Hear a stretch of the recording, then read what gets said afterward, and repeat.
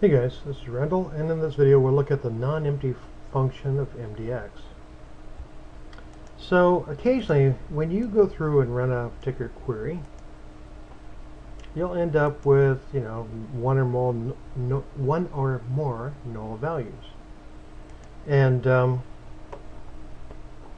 this produces many nulls. I'm not saying many nulls, but certainly I am seeing a couple.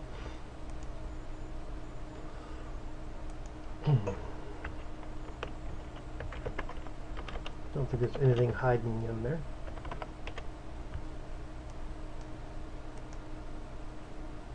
No. Okay. Just a misnamed comment. But anyway, you can exclude the null values by putting in the function called non-empty.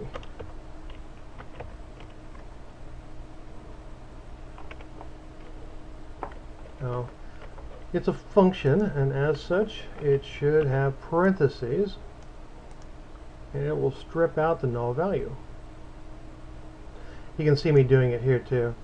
This is before. This one probably has more nulls.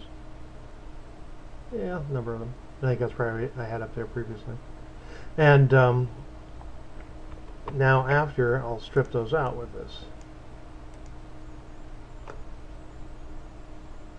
And certainly in a reporting environment, that may be more appropriate. It's really hard to say, but it'll be individual. It'll have to be evaluated on an individual basis. But when you want them stripped out, that will do it. Let's see if I can find another one here. So this example is going through and breaking it down by years. You'll see I have some information about the corrupt years. I don't have any matches, or 1990 or 1991 for that matter. In fact, there's very little data.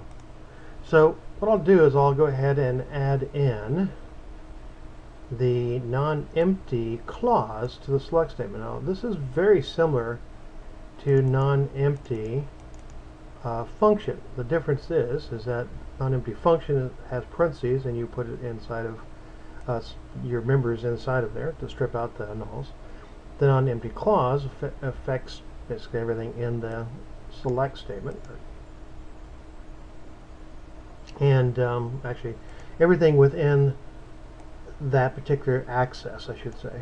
So what it did is it stripped out the empty values from the columns access, and so all the columns are gone. And if I were to go ahead and put it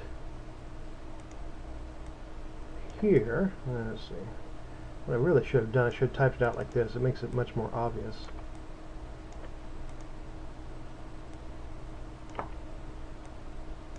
Now I'll strip it out from the rows as well. Well, this row survived because there was at least one value. This column survived for the same reason. All the other ones are stripped out. Now, basically, I can use the non-empty clause, no parentheses, or I can use the non-empty function with parentheses. In the book, I said that they were different. Tell you the truth, over the last 3 years, I've realized that I think that was wrong. It just seems odd to me that Microsoft has two things that are pretty much identical, but and do the same thing. But from what I've been seeing, it seems like they are. I really haven't come up with a real good defining difference. And the one I thought I had when I wrote the book, it doesn't seem to be really accurate. So anyway, live and learn. They're handy though, and it's good to know how to strip out the nulls when you need to.